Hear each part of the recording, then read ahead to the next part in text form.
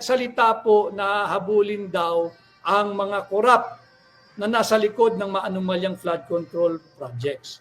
Bakit parang sagrado ang pangalan ng chairman ng Committee on Appropriation ng House of Representatives noong 19 Congress? Iwas na iwas hindi binabanggit ang pangalan ni Congressman Saldico.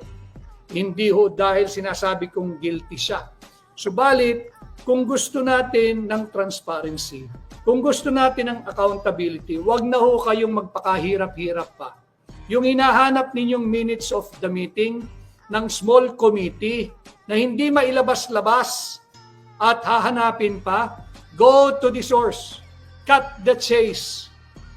Wag na ho tayong magpatumpik-tumpik at magpaligoy-ligoy. Ipatawag ninyo yung chairman ng Committee on Appropriations noong 19 Congress.